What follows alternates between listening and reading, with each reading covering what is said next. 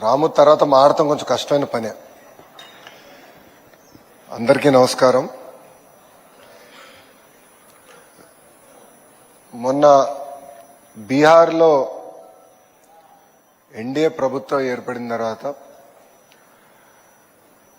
అక్కడ గౌరవ ముఖ్యమంత్రి నితీష్ కుమార్ గారి ప్రమాణ స్వీకారానికి మేము అందరం వెళ్ళాం.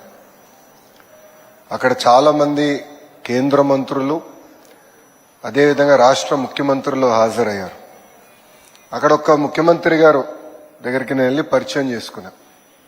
ఇట్లా పలానా వ్యక్తిని ఆంధ్ర రాష్ట్రం నుంచి మంత్రిని అంటే ఆయన అడిగారు, గడిచిన 18 నెలల్లో ఆంధ్ర రాష్ట్రంలో ఏదో మ్యాజిక్ జరుగుతుంది, ఆ మ్యాజిక్ వెనకాల సీక్రెట్ ఏంటని ఆయన అడిగారు.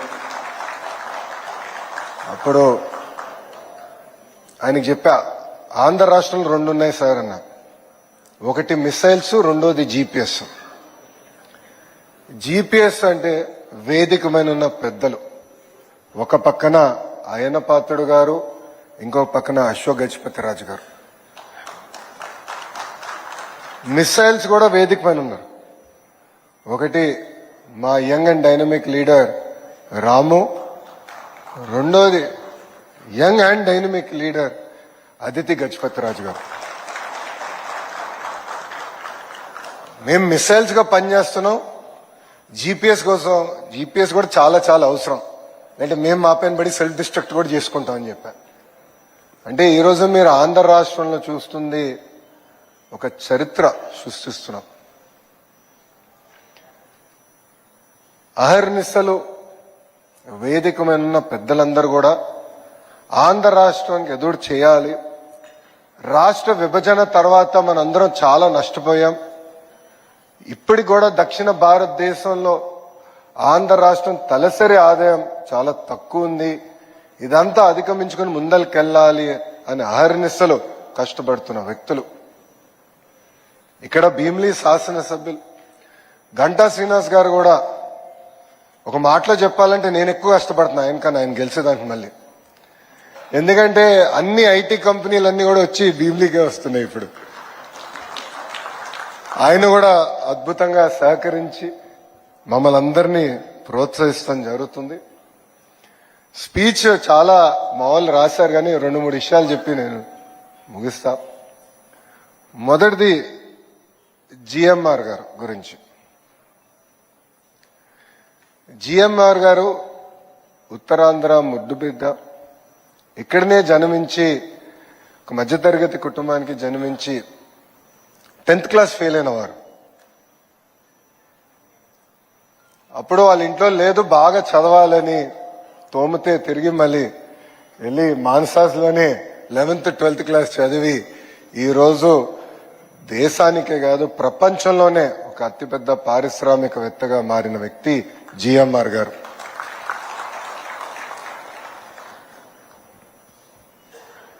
జిఎంఆర్ గారు ఆనాడు హైదరాబాద్ ఎయిర్పోర్ట్ కట్టాలని ఆయన అనుకున్నారు.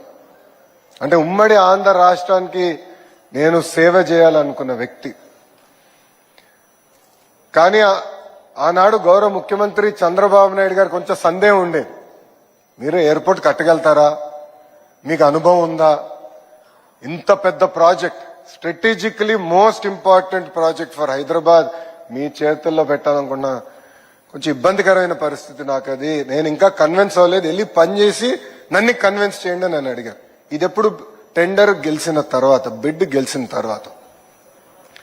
అప్పుడు జిఎంఆర్ గారు ప్రపంచం మొత్తం తిరిగి ఏకంగా జేవీలు ఏర్పాటు చేసుకుని ఇక్కడికి వచ్చి చంద్రబాబు నాయుడు గారిని కన్విన్స్ చేసి, లేదు మేము కట్టగలుగుతాం, కేవలం భారతదేశంలోనే కాదు ప్రపంచంలో ఒక నంబర్ 1 ఎయిర్పోర్ట్ మేము హైదరాబాద్ లో కట్టి తీరుతామని ఒక పట్టుదలతో కట్టి ఈరోజు తెలంగాణ జీడిపికి సుమారు 12% కాంట్రిబ్యూషన్ చేస్తుంది హైదరాబాద్ జిఎంఆర్ ఎయిర్పోర్ట్. ఆనాడు చాలా మంది ఎగతాళి చేశారు, ఎయిర్పోర్ట్ కి 5,000 ఎకరాలు అవసరమా అని అడిగారు. వాళ్ళందరూ ఒకటే సమాధానం ఇస్తున్నారు. ఈరోజు వెళ్ళి చూడండి శంషాబాద్ ఎయిర్పోర్ట్ ఎలా డెవలప్ అయింది.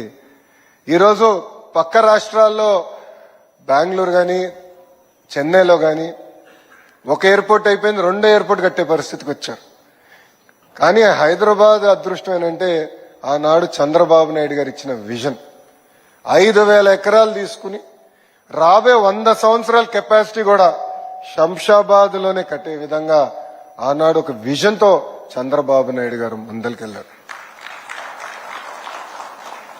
విజన్ అనేది చాలా చాలా అవసరం అండి. కొంతమంది విజన్లెస్ పీపుల్ విజనరీని ఎగతాళి చేస్తారు. చంద్రబాబు నాయుడు గారు రాజు గారిని కలిసిన తర్వాత ఆయన మాకు ఒకటే చెప్పారు, ప్రపంచంలో aviation civil aviation work force లో 25% తెలుగోలు ఉండాలి, దానికి మీరు ఏం చేయాలో మీరు చెయ్యండి. ఒక ముఖ్యమంత్రిగా నా సహకారం ఉంటుందని ఆయన చాలా సింపుల్ గా చెప్పారు. ప్రపంచంలో, దేశంలో కాదు, ప్రపంచంలో 25% అంటే కనీసం భారతదేశంలో 70% ఉండాలని ఈరోజు రాజుగారే నాకు టార్గెట్ పెంచారు. అంటే బాబు గారు ఆ విజన్తో నాకు ఆదేశాలు జారీ చేశారు. అప్పుడు రాజుగారు నేను మాట్లాడా, జిఎంఆర్ అంకుల్తో కూడా నేను మాట్లాడా, ఎట్లా చేయాలని డిస్కస్ చేశాం. ఒక వరల్డ్ క్లాస్ ఇన్స్టిట్యూట్ క్రియేట్ చేయాలి, కేవలం ఏదో ఒక యూనివర్సిటీ చేస్తాం కాదు, ఒక కామన్ ఇన్ఫ్రాస్ట్రక్చర్ ఏర్పాటు చేసి, అంటే స్టూడెంట్ లైఫ్, అకామిడేషన్, అదేవిధంగా మన క్యాఫెటీరియా, ఇవన్నీ కూడా కామన్ ఇన్ఫ్రాస్ట్రక్చర్ క్రియేట్ చేసి ఒక్కొక్క సబ్జెక్ట్లో ఒక్కొక్క యూనివర్సిటీ అగ్రస్థానంలో ఉంటుంది. ఒక ఎకో సిస్టమ్ క్రియేట్ చేసి బెస్ట్ ఇన్ క్లాస్ యూనివర్సిటీస్ అన్ని కూడా ఒక ఏవియేషన్ ఎడ్యుసిటీకి తీసుకొస్తేనే మన ప్రాంత రూపురేఖలు మార్చొచ్చు అని ఆనాడు మేము తీసుకున్నాం ఒక నిర్ణయం. ఇది నేను ఆలోచిస్తున్న సమయంలో ఇప్పుడు కూడా బాగా గుర్తు నాకు, తెలుగుదేశం పార్టీ విశాఖపట్నం ఆఫీసులో నేను కూర్చున్నప్పుడు అదితి గారు ఒక మ్యాప్ తీసుకుని వచ్చారు, పెద్ద మ్యాప్, ఉత్తరాంధ్ర మ్యాప్ తీసుకుని వచ్చి, లోకేష్ గారు మానస ట్రస్ట్ కి ఇక్కడిక్కడ భూములు ఉన్నాయి,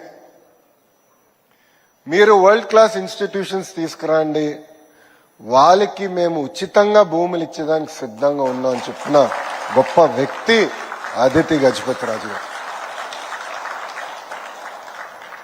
ఈరోజు గజం గజం కోసం కొట్టుకునే సమాజంలో వేలాది ఎకరాలు ప్రజల కోసం అందించిన గొప్ప కుటుంబం ఇది. నేను వేదిక పైన వచ్చినప్పుడు నవ్వుతూ అటు అశోక్ గారికి అదితి గారికి నేను చెప్తున్నాను, రాత్రి నన్ను ఇద్దరు పడుకోనియలేదండి. ఇది ప్రజలందరూ ఈ విషయం వినాలి. రాము కూడా నాతోనే ఉన్నాడు నిన్నంతా. ఈ ఎంఓయు ఫైల్ రాష్ట్ర ప్రభుత్వం ఆమోదం తెలపాలి. సో నాకు రాత్రి ముఖ్యమంత్రి గారి కార్యాలయంతో నేను ఫాలోఅప్ చేస్తున్నాను, ఎందుకంటే గౌరవ ముఖ్యమంత్రి గారు పర్యటనలో ఉన్నారు, ఫైల్ తొందరగా క్లియర్ చేయాలని నేను ఫాలోఅప్ చేస్తున్నా. అప్పుడు గౌరవ ముఖ్యమంత్రి గారు సెక్రటరీ గారు నాకు ఫోన్ చేసి, ఫైల్ వచ్చింది, 90 పర్పెచువల్ గా ఉచితంగా భూమి, అంటే లీజ్ కూడా కాకుండా ఉచితంగా భూమి ఇద్దామని ఈ ఫైల్లో ఉంది, ఇది సాధ్యం కాదు అన్నారు. అప్పుడు నేను అన్నా, దాతలు లేని ఇబ్బంది మనకెందుకు సార్ ప్రభుత్వంగా అన్నా. లేదు, ఒకసారి మీరు మళ్ళీ మాట్లాడండి, ఏదో టోకెన్ అమౌంట్ ₹1 పెట్టాల్సి వస్తుందేమో అన్నారు. ప్రయత్నిస్తాను సార్ అన్న. అశోక్ గారికి ఫోన్ చేసేంత సాహసం నేను చేయాల. అదితి గారికి ఫోన్ చేశా, సస్యమేర ₹1 కూడా ఒప్పుకోలేదు, వాళ్ళు ₹1 కూడా ఒప్పుకోలేదండి. అంటే ఆ పట్టుదల, కమిట్మెంట్ సమాజం పట్ల ఎంత ఉందో దయచేసి ప్రజలందరూ గమనించాల్సిన అవసరం. ఒక గొప్ప మనసుతో మా కుటుంబంలో ఏవియేషన్ బ్లడ్ ఉంది. మా ఫ్యామిలీలో ఒకరు ఆనాడు బ్రిటిష్ కాలంలో ఒక పైలట్ లైసెన్స్ రావాలంటే చాలా కష్టమైన పరిస్థితి, అలాంటిది మా కుటుంబంలో ఒకరికి వచ్చింది, ఏవియేషన్ లో మా బ్లడ్ లో ఉంది, మా మానసాస్ పేరు పెట్టారు, అది చాలు మాకని చెప్పిన గొప్ప కుటుంబం వేదిక మీద ఉన్న కుటుంబాన్ని సభాముఖంగా ప్రజలందరికీ తెలియజేస్తాను. ఇది నేను ఎందుకు చెప్తున్నానంటే, ఆలోచనలు రావచ్చు, చేయాలనే తపన ఉండొచ్చు, కానీ కలిసికట్టుగా వచ్చి ఎస్ మీరు నడవండి, మీరు చేయండి, మీకు అండగా నిలబడతాం అని చెప్పే వాళ్ళకి చాలా తక్కువ మంది ఉంటారు. నిజంగానే ఈ సభాముఖంగా అశోక్ గారిని, అదేవిధంగా ప్రత్యేకంగా అదితి గారిని, వాళ్ళిద్దరికీ నా హృదయపూర్వక కృతజ్ఞతలు తెలుపుకుంటున్నాను. ఈ ఎడ్యుసిటీ అనేది కేవలం రాష్ట్రానికి, దేశానికే కాదు, ప్రపంచానికి ఒక ఆదర్శంగా నిలబడబోతుంది. ఆనాడు ఎట్లయితే మనందరం కథలు విన్నాం ఐఎస్బి గురించి, this will be an institute that will be better than the Indian School of Business. నిన్న మేము ఇక్కడికి వస్తుంటే రాము నేను కూడా మాట్లాడుతూ వచ్చాం, ఇద్దరం కలిసి ప్రయాణం చేసింది. నేను సుమారుగా 2 గంటలు ఏ యూనివర్సిటీస్కి వెళ్ళాలి, ఫిబ్రవరి నుంచి ఎవరెవరు గడపలు దొక్కాలి, ఈ ఎకో సిస్టమ్ ఎలా బిల్డప్ చేయాలి, ఇంజన్ లో ఎవరు, డ్రోన్స్ లో ఎవరు, ఏవియానిక్స్ లో ఎవరు, అదేవిధంగా ఏటీసీ ట్రైనింగ్ చాలా చాలా అవసరం, పైలట్స్ కూడా అవసరం. సో ఎవరెవరి దగ్గరికి వెళ్ళాలి, ఎలా తీసుకురావాలి, దానిపైన ఆల్రెడీ మేము వర్కౌట్ చేస్తాం. అంటే ఒక పట్టుదల, ఒక కమిట్మెంట్ తో ఏదైతే ఏవియేషన్ ఎడ్యుసిటీని ఒక వరల్డ్ క్లాస్ మోడల్ గా చేయాలని దానిపైన మేమందరం కూడా అహర్నిశలు కష్టపడతామని అశోక్ గజపతి రాజు గారికి మీ అందరి సమక్షంలో ఆయన నేను తెలియజేస్తున్నా. ఆంధ్ర రాష్ట్రాన్ని అభివృద్ధి చేయాలనే లక్ష్యంతో కూటమి ప్రభుత్వం పనిచేస్తుంది. 2014లో గౌరవ ముఖ్యమంత్రి చంద్రబాబు నాయుడు గారు ఆనాడే చెప్పారు, ఒకే రాష్ట్రం ఒకే రాజధాని, కానీ అభివృద్ధి వికేంద్రీకరణ చేసి చూపిస్తామని నినాదానికి ఇప్పుడు కూడా కూటమి ప్రభుత్వం కట్టుబడి ఉంది. అన్ని ప్రాంతాలని సమగ్ర అభివృద్ధి చేయాలి, కానీ క్లస్టర్ బేస్డ్ అప్రోచ్ అనేది చాలా చాలా అవసరం అని నేను చెప్పాను. అందుకే ఆటోమోటివ్ క్లస్టర్ ఒక అనంతపూర్లో వచ్చింది, renewable energy cluster Kurnool Anantapur జిల్లాలో వచ్చింది, సిమెంట్ క్లస్టర్ ఒకటి ఏర్పాటు చేస్తున్నాం, ఎలక్ట్రానిక్స్ మ్యానుఫ్యాక్చరింగ్ క్లస్టర్ ఒకటి వచ్చింది, ఏసీ క్లస్టర్ ఒకటి వచ్చింది, compressed biogas, aqua, quantum, medical devices manufacturing, pharma, steel, ఇలా ఒక్కొక్క క్లస్టర్ సుమారుగా 22-23 క్లస్టర్స్ తయారు చేస్తున్నాం. ఈ క్లస్టర్ లో కేవలం ఒక 10 కంపెనీలు తీసుకొస్తాం కాదు, ఎంటైర్ ఎకో సిస్టమ్ ఈ క్లస్టర్ లో తీసుకొస్తున్నాం. ఏవియేషన్ లో ఇప్పటికీ నేను రాము కలిసికట్టుగా పనిచేస్తున్నాం. అసలు ఒక ఇంజిన్ తయారు చేయాలంటే సుమారుగా 1000 కంపెనీలు వాళ్ళ కాంపోనెంట్స్ ఇస్తాయి. నేను రాముకు చెప్పా, పెద్ద పెద్దలు అవసరం లేదు, నాకు ఆ కాంపోనెంట్ తయారు చేసే లిస్ట్ చాలు, వాళ్ళందరినీ నేను ఆంధ్ర రాష్ట్రాన్ని తీసుకొస్తాం. ఆ క్లస్టర్ మనం కలిసికట్టుగా ఏర్పాటు చేద్దాం అని చెప్పాను. ఇది అనేది vertical. Horizontal education, aviation educity ఏదైతే మనం ఈరోజు డిస్కస్ చేస్తున్నామో అది హారిజాంటల్. ప్రపంచానికే మనం టాలెంట్ అందజేయాల్సిన అవసరం ఉంది. సో ఇట్లా ప్రతి క్లస్టర్లో మీరు చూస్తే ఒక సిస్టమాటిక్ అప్రోచ్ మేము తీసుకుని ఎడ్యుకేషన్ని, ఇండస్ట్రీని ఇంటిగ్రేట్ చేసి యంగ్స్టర్స్ ఎవరైతే గ్రాడ్యుయేట్ అవుతారో జాబ్ రెడీగా వాళ్ళకి కావాల్సిన కరికులం కూడా తయారు చేసి అందించే బాధ్యత కూటమి ప్రభుత్వం తీసుకుంటుంది. ఇది వాస్తవంగా ప్రపంచంలో ఒకే ఒక దేశం ఈ మోడల్ ఫాలో అయింది, అది చైనా. ఒక క్లస్టర్ బేస్డ్ అప్రోచ్ తీసుకున్నారు. ఏవియేషన్లో కానివ్వండి, ఎలక్ట్రానిక్స్ మ్యానుఫ్యాక్చరింగ్ కానివ్వండి, ఫర్నిచర్లో కానివ్వండి, టాయ్స్లో కానివ్వండి, ఇట్లా క్లస్టర్ బేస్డ్ అప్రోచ్ తీసుకున్నారు. అదే క్లస్టర్ బేస్డ్ అప్రోచ్ ఆంధ్ర రాష్ట్ర ప్రభుత్వం తీసుకుంటుంది. చివరిగా రాష్ట్రం లక్ష్యం ఒకటే, 5 సంవత్సరాల్లో 20 లక్షల ఉద్యోగాలు కల్పించాలని. దానికోసం మేము అహర్నిశలు కష్టపడుతున్నాం. ఉత్తరాంధ్ర ప్రజలందరూ కూడా నేను కోరేది ఒకటే, అభివృద్ధి చేసడానికి మేము ముందరికి వచ్చాం. మీ సహకారం కూడా చాలా చాలా అవసరం. నేను 99 పైసలకి ఫార్చ్యూన్ 500 కంపెనీస్కి భూములు ఇస్తానంటే చాలా మంది ఎగతాళి చేశారు. భూమి ఇస్తే సరిపోతుందా, కంపెనీలు వస్తాయా అని. ఆ ఒక్క నిర్ణయం వల్ల టీసీఎస్ వచ్చింది, ఆ ఒక్క నిర్ణయం వల్ల కాగ్నిసెంట్ వచ్చింది. రాబోయే 100 రోజుల్లో కనీసం ఇంకొక 2 కంపెనీలకి విశాఖపట్నానికి ఐటీ రంగంలో తీసుకొచ్చే బాధ్యత కూడా కూటమి ప్రభుత్వం తీసుకుంటుంది. ఇట్లా చాలా సాహసోపేతమైన నిర్ణయాలు తీసుకుంటున్నాం. మొన్న సెక్రటరీ గారు అన్నారు, సార్ చాలా రిస్కీ డెసిషన్ తీసుకుంటున్నారు మీరని. మాకు అలవాటే సార్ ఇదన్నా. మంచి మనసుతో ఏ నిర్ణయం తీసుకున్నా ప్రజలు సహకరిస్తారు, ప్రకృతి సహకరిస్తుంది. ఆయనకు ఒకటే చెప్పా, ఐఎస్బి ఏర్పాటు చేసినప్పుడు చాలా మంది ఇట్లానే అన్నారు, ఇది రిస్కీ నిర్ణయం అని. బాబు గారికి ఆయన ఎప్పుడు వెనక్కి తిరిగి చూడలేదు. That is why Hyderabad is what it is అని నేను చెప్పా. అలాంటి నిర్ణయాలు మేము తీసుకుంటాం. మిసైల్స్ రెడీగా ఉన్నాయి, ఇక్కడ అద్భుతమైన జీపీఎస్లు కూడా ఉన్నాయి. మాకు గైడెన్స్ టైం టు టైం ఇస్తారు. కలిసికట్టుగా అన్ని రంగాల్లో ఆంధ్రప్రదేశ్ ని నంబర్ 1 చేసే బాధ్యత కూటమి ప్రభుత్వం మేము తీసుకుంటాం. అయ్యన్న గారిని కలవలేకపోయాను, అంటే నిన్నే ధర్మేంద్ర ప్రధాన్ గారిని కలిసి వచ్చాము. ధర్మేంద్ర ప్రధాన్ గారికి కాన్స్టిట్యూషన్ డే నాడు మాక్ అసెంబ్లీ ఎట్లా నిర్వహించామో ఆయనకు వీడియో చూపించాము. పిల్లలకి రూపొందించిన రాజ్యాంగం పుస్తకం కూడా ఆయన చూపిస్తే, ఫిబ్రవరి మాసంలో భారతదేశంలో ఉన్న స్టేట్ ఎస్సీఆర్టీ సంస్థలందరినీ అలా సమావేశం ఏర్పాటు చేసుకుందాం. ఏ మోడల్ ఏదైతే అద్భుతంగా ఆంధ్ర రాష్ట్రంలో మీరు రూపొందించారో ఆ మోడల్ అన్ని రాష్ట్రాల్లో అదే మోడల్ ఇంప్లిమెంట్ చేయాలి, వాళ్ళు కొంచెం అవగాహన తీసుకొద్దామని ఆయన చెప్తాం జరిగింది. ఆయన కూడా ఆశ్చర్యపోయారు, ఇంత అద్భుతంగా ఎట్లా నిర్వహించారంటే మా స్పీకర్ గారి కృషితో మేము చేశాము, ఆయన సహకారంతో మేము ఇంత అద్భుతంగా చేయగలిగామని ఆయన చెప్తాం జరిగింది.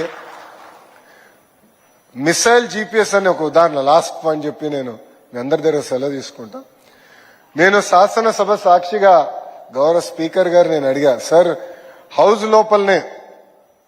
లోపలనే మాక్ అసెంబ్లీ నిర్వహిస్తే బాగుంటుందని నేను కోరాను. ఆయన చాలా ఇబ్బంది పెట్టా, చాలా ఇబ్బంది పెట్టా. కనీసం ఒక 10-15 సార్లు మాట్లాడి ఉంటాను, ఫోన్ చేసి ఉంటాను. అంటే మంచి మనసుతో ఏదో చేయాలని అనుకుంటాం. అంటే అప్పుడు ఆయన లేదు, రూల్స్ ఉంటుంది, సభా సాంప్రదాయాలు ఉంటాయి. అంటే మీరే కదా సార్ స్పీకర్, మీ చేతుల్లోనే అంత ఉంటుంది. లాస్ట్ రూల్ బుక్ లో లాస్ట్ రూల్ ఉంటుంది, if speaker so desires can override all the previous rules అని లాస్ట్ రూల్ ఉంటుంది. నేను ఆ రూల్ కోట్ చేశాను. ఓకే, ఇంక వీడితో మాడితే కష్టం అని చెప్పి డైరెక్ట్ గౌరవ ముఖ్యమంత్రి గారి దగ్గరికి వెళ్ళి, ఈ మిసైల్ ఇబ్బంది పెడుతున్నాడు, మీరు జీపీఎస్ గా డైరెక్షన్ ఇవ్వండి, ఈ మిసైల్ కి లోపల పెట్టాం. కానీ అసెంబ్లీ ప్రాంగణంలో అద్భుతంగా ఒక టెంట్ వేసి అసెంబ్లీ లోపల ఎలా ఉంటుందో అదే విధంగా మేము చేస్తాం, ఆ మిసైల్ కి మీరు డైరెక్షన్ ఇవ్వండి అని చెప్పిన గొప్ప వ్యక్తి అయ్యన్న పాత్రుడు గారు. మొత్తం కార్యక్రమం అయిన తర్వాత నాకు అర్థమైంది ఎందుకంటే కొంతమంది ప్రతిపక్షంలో ఉన్న వాళ్ళు తెలియక ఎక్కడ నిర్వహించాం కూడా కనీసం అవగాహన లేక మా పైన ఆరోపణలు చేశారు. అప్పుడు నాకు జీపీఎస్ గొప్పతనం ఏంటో నాకు అర్థమైంది. ఒక మాటలో చెప్పాలంటే అటు రాముకు కానివ్వండి, ఇటు అదితి గారు కానివ్వండి, నాకు కానివ్వండి, we are very lucky to work in Telugu Desam party. ఇది మా అదృష్టం. ఎందుకంటే ఒక పక్కన సీనియర్స్ గైడెన్స్, ప్రోత్సాహం అద్భుతంగా మాకు దక్కుతుంది. ఇంకో పక్కన గౌరవ ముఖ్యమంత్రి గారు అహర్నిశలు మమ్మల్ని పరిగెత్తిస్తున్నారు. మన పట్నాలో వెనకాల సీట్లో ముగ్గురం కూర్చున్నాం, గౌరవ ముఖ్యమంత్రి గారితో రాము నేను కూర్చున్నాం. అప్పుడు నవ్వుతానని ముఖ్యమంత్రి గారు చెప్పా, సార్ మేము 10 కేజీలు మోయగలితే మీరు 14 కేజీలు ఇస్తారు సార్, మేము 14 మోయగలితే మీరు 18 కేజీలు ఇస్తారు సార్, 18 మోయగలితే 20 కేజీలు కూడా మీరే ఇస్తారు, మమ్మల్ని మీరైతే పడుకోనీయరని చెప్పాం. అంటే కుర్రలు ఏం చేస్తున్నారు మీరు ఇంకా అని చెప్పి మమ్మల్ని ఎగతాళి చేశారు గౌరవ ముఖ్యమంత్రి గారు. But really we are very lucky. మాకు అద్భుతమైన గైడెన్స్ ఉంది, టైం టు టైం ఫీడ్బ్యాక్ ఉంది. ఏ చిన్న క్రైసిస్ ఉన్నా గౌరవ ముఖ్యమంత్రి గారు ఫోన్ చేస్తారు, అశోక్ గారు మాకు గైడెన్స్ ఇస్తారు, అయ్యన్న పాత్రుడు గారు కూడా నిర్మమాటంగా మా అందరికి ఫోన్ చేసి, అందరికీ తండ్రి లాంటి వాళ్ళు, వేదిక మన ఇద్దరు పెద్దలు మమ్మల్ని గైడ్ చేస్తూనే ఉన్నారు. నేను వాళ్ళని సభాముఖంగా కోరుకునేది ఒకటే, మీ గైడెన్స్ ఎప్పుడు మాకు ఉండాలి, మీ బ్లెస్సింగ్స్ ఎప్పుడు మాకు ఉండాలి. ఎందుకంటే ఒక పక్కన అయ్యన్న గారు కానివ్వండి, ఇంకో పక్కన అశోక్ గారు కానివ్వండి, ఫస్ట్ టైం వాళ్ళిద్దరూ శాసనసభ్యులు అయినప్పుడు మేము ఇంకా పుట్ల, రాము కానీ నేను కానీ ఇంకో పుట్టిన కూడా పుట్ల. So we are very lucky. తండ్రి లాంటి వారు, మీ గైడెన్స్ ఎప్పుడు మాకు ఉండాలి. చేయాలని ఒక తపన ఉంటుంది, స్పీడ్లో పరిగెడతా ఉంటాం, కానీ time to time corrections, guidance GPS లాగా మీరు మాకు అందించాలని ఈ సభాముఖంగా తెలుపుకుంటూ, చివరిగా again I would like to thank Aditi గారు. If not for you this would have not happened. Your guidance has been amazing. ఎంత ప్రోయాక్టివ్ అప్రోచ్ అంటే, నేను ఇంకొక యూనివర్సిటీ పట్టుకురావాలని ప్రయత్నిస్తున్నా. ఇంకొక సెక్టర్లో, ఉత్తరాంధ్రకు సంబంధించిన ఒక సెక్టర్లో ఆల్రెడీ దాని గురించి ఒక గైడెన్స్ నోట్ నాకు ఇచ్చేశారు. వాళ్ళకి ఎట్లా చేయొచ్చు, ఇట్లా చేస్తే బాగుంటుందని అంటే డిస్కషన్ స్టార్ట్ చేశాం, కానీ ఇంకా ఇంకా కాంక్రిటైజ్ అవ్వకపోయినా ఆల్రెడీ గైడెన్స్ నోట్ ఇచ్చారు. అంటే ఎంత ప్రోయాక్టివ్గా ఉన్నారని దానికి ఇది ఒక ఉదాహరణ. But I would like to thank you from bottom of my heart. If not for that meeting we had in party office, this wouldn't have happened. You opened my eyes, you opened to the world of possibilities. Really, I truly appreciate your commitment to not only serve the people of Vijayanagaram, but to serve the people of Andhra Pradesh and people of Bharat. Thank you very much. Andarki namaskaram. Jai Hind. Thank you. హృదయపూర్వక ధన్యవాదాలు sir. మీ రాకతో అంటే ఒక historical initiative చేసినప్పుడు కొంచెం emotional అవుతాం అందరం. ఎట్లయితే 1994లో బాబు గారి గురించి అంచెలంచెలుగా చెప్తారో, మళ్ళీ ఇంకో చరిత్ర రాయిపోతున్నాం తిరిగి. సో అందుకే టైం లైన్ మిస్ అయ్యాను. రిమైండ్ చేశారు గంటా శ్రీనివాస్ గారు. అదే జీపీఎస్ అన్నాయి కదా, అదే జీపీఎస్ మిస్ అయ్యారు. సో టైం లైన్ అన్నారు. మేము 12 నెలలు ఒక టైం లైన్ గా పెట్టుకున్నాం. ఫిబ్రవరి నుంచి విల్ స్టార్ట్ రోడ్ షో. 12 నెలల్లో we will definitely bring universities here. Will take this project to the logical conclusion. So 12 months from today, not from February. Raju గారు agree? Thank you very much. Jai Hind.